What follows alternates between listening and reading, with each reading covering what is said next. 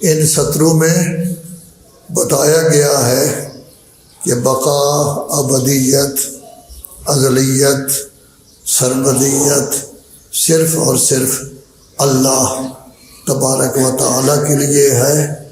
ہم میں سے جو انسان بھی اس زمین پہ آیا ہے اس نے کچھ وقت کے لیے رہنا ہے، پھر موت کا ذائقہ اسے چکھنا ہوگا، اور کسی شخص کا بھی موت سے کوئی مفر نہیں۔ بقا صرف اور صرف اللہ تبارک و تعالیٰ کو ہے۔ اللہ تبارک و تعالیٰ نے اتنی بڑی کائنات کو پیدا کرنے کے بعد حضرت انسان کو پیدا کیا۔ انسان کی ضرورت کی تمام چیزیں فراوانی کے ساتھ اس میں پیدا کر دی۔ ہر وہ چیز جس کی ہر انسان کو ضرورت ہے اس کو اس قدر وسعت کے ساتھ پیدا کیا کہ کسی قسم کی کمی نہ ہو، جیسے ہوا ہے، پانی ہے، آگ ہے، اس طرح کی چیزیں جو ہر انسان کے لیے ہر وقت ضروری ہے، جس کے بغیر انسان زندگی نہیں بسر کر سکتا۔ حضرت انسان کو اللہ نے اپنا خلیفہ بنایا۔ سب سے پہلے نبی کو جب مبعوث کیا گیا تو خلیفہ کے نام سے انی جاعل فی الارض خلیفہ، میں زمین میں خلیفہ بنانے والا ہوں۔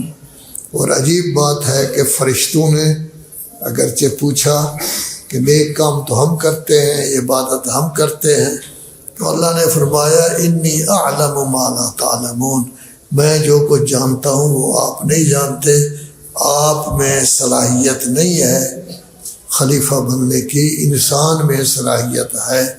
عقل کی نعمت سے انسان کو نوازا گیا۔ وَنَفَخْتُ فِيهِ مِن رُوحِي، اپنی روح سے انسان کو نوازا گیا، اور اس قدرت دی گئی کہ انسان کائنات کی تمام چیزوں میں تصرف کر سکتا ہے۔ اب انسان ہے انس سے آپس میں محبت، آپس میں الفت کہ ایک بن کر رہیں، آرام سے زندگی بسر کریں، اپنے اپنے حقوق حاصل کریں، اپنے اپنے فرائض ادا کریں۔ ایسا نہ ہو کہ حقوق کا تو مطالبہ ہر وقت ہو لیکن اپنے فرائض جو ہے وہ انسان کو بھول جائے۔ اسی لیے کہا گیا ہے کہ قرآن مجید ہدایت ہے متقی اور پرہیزگاروں کے لیے۔ متقی اور پرہیزگار کون ہوتے ہیں؟ اللہ کے تمام واجبات کو بجا لانا، اور جن جن چیزوں سے اللہ تبارک و تعالی نے روکا ہے اس سے رک جانا، یہی ہے تقوی۔ یعنی یہ ہے کہ انسان کے اندر ایسا ملکہ، ایسی قوت پیدا ہو جائے، اپنی طبیعت کو وہ اس طرح پاکیزہ بنا لے کہ اس کا دل چاہے کہ میں نیکیاں بجا لاؤں، اس کا قلب چاہے کہ میں نیکیاں بجا لاؤں، نیکیوں کے ساتھ اس کو محبت ہو، خوش ہو کہ میں یہ نیکی بجا لا رہا ہوں، برائیوں سے، غلط چیزوں سے نفرت ہو، وہ یہ کہے کہ ان سے میں ہمیشہ جدا رہوں گا۔ لذا اچھا انسان وہ ہے جو کسی کا حق نہ مارے، اچھا انسان وہ ہے جو امانت میں خیانت نہ کرے، اچھا انسان وہ ہے جو جھوٹ نہ بولے، اچھا انسان وہ ہے جو امانت دار ہو، اچھا انسان وہ ہے کہ کبھی کسی اور انسان پر بدگمانی نہ کرے، اچھا انسان وہ ہے جو کسی انسان پر بہتان نہ باندھے، اچھا انسان وہ ہے جو کسی انسان کی اس کو خراب کرنے کے لیے جاسوسی نہ کرے۔ یہ جتنی چیزیں بھی میں نے، حتیٰ کہ اس میں یہ بھی ہے کہ نام بھی نہ بگاڑے، یہ جتنی چیزیں میں نے بیان کی ہیں 26واں پارہ سورہ حجرات کے دوسرے رکوع میں موجود ہے۔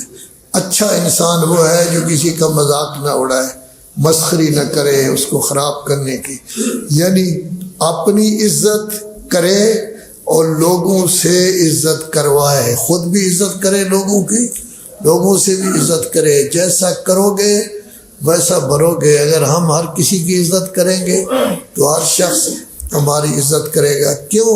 انسان متمدن ہے۔ متمدن کا مطلب یہ ہے کہ دنیا میں کوئی انسان اکیلا رہ کر زندگی بسر نہیں کر سکتا، بڑے سے بڑا انسان اپنی ضروریات خود پوری نہیں کر سکتا، وہ ہر ضرورت میں دوسرے انسان کا محتاج ہے۔ جب میں آپ کا محتاج ہوں، آپ میرے محتاج ہیں، تو ہم برابر ہیں، انسان ہونے میں بھی برابر، محتاج ہونے میں بھی برابر، ضروریات میں بھی برابر، خوراک وغیرہ دوسری چیزوں میں بھی برابر۔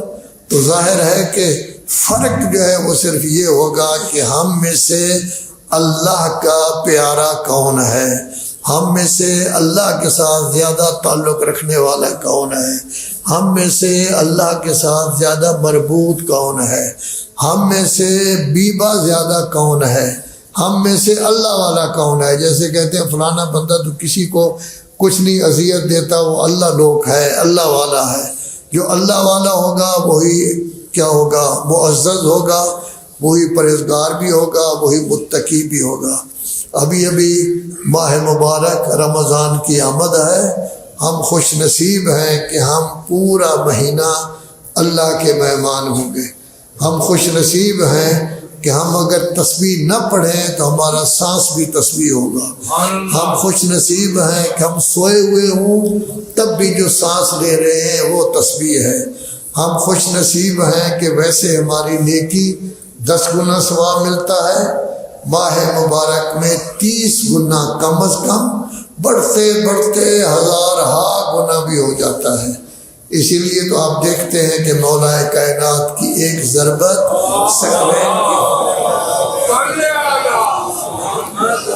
ثقلین کی عبادت سے ایک ضربت بڑھ گئی۔ اصل کیا ہے؟ یہ نہیں ہے کہ مولا کی ضربت ہے اس واسطے اس کا درجہ بڑھ گیا، یہ ہے خلوص کی بلندی۔ جس قدر خلوص کی بلندی ہو اتنا درجہ بڑھ جاتا ہے۔ ہم اگر نماز بڑے آرام سے پڑھ رہے ہیں، کیوں کہ یہ اطراف میں لوگ مجھے دیکھ رہے ہیں، یہ نہ کہیں کہ جلدی جلدی نماز پڑھتا ہے، بلکہ تعریف کریں، تو نماز کا ستیہ ناش ہو جائے گا۔ یہ نماز اللہ قبول نہیں کرے گا، پھر وہ لوگ ہی تعریف کرتے رہیں گے اور کچھ نہیں۔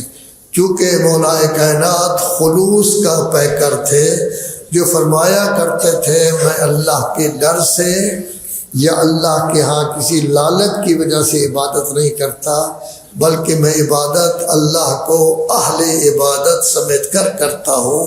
تو یہ خلوص کی انتہا تھی جس کی وجہ سے ان کی عبادت ایک ضربت جو ہے وہ ثقلین کی عبادت سے بڑھ گئی۔ اب اللہ یہ چاہتا ہے کہ اے انسان، تیرا وجود دوسروں کے لیے کس قدر مفید ہے۔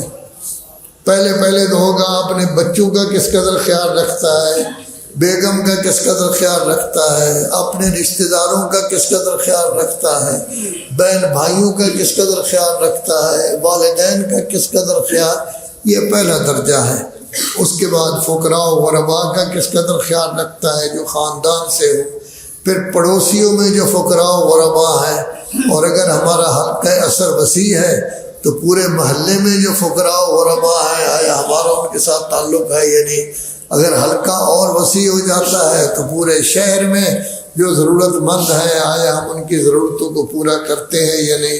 اگر حلقہ اس سے بھی وسیع ہو جائے تو پورا ملک، اس سے بھی وسیع ہو جائے تو پوری دنیا کے لوگوں کے لیے آپ کیا سوچتے ہیں، پوری دنیا کے مسلمانوں کے لیے کیا سوچتے ہیں، پوری دنیا کی انسانیت کے لیے آپ کیا سوچتے ہیں۔ جتنا ہمارا خلوص بڑھتا جائے گا اتنی ہماری سوچ بڑھتی جائے گی۔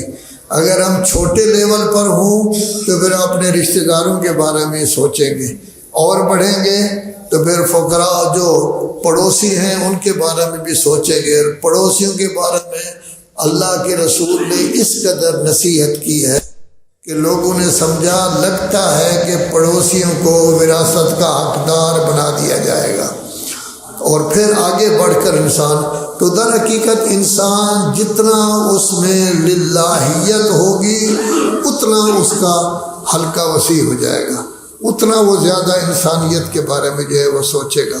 مسلمانوں کے بارے میں یہ کہا گیا ہے کہ اگر صبح ہو اور آپ کو مسلمانوں کا خیال نہیں ہے، دوسرے مسلمانوں کا خیال نہیں، تو ان کے ساتھ کیا گزر رہی ہے، تو آپ پھر مسلم ہی نہیں ہیں۔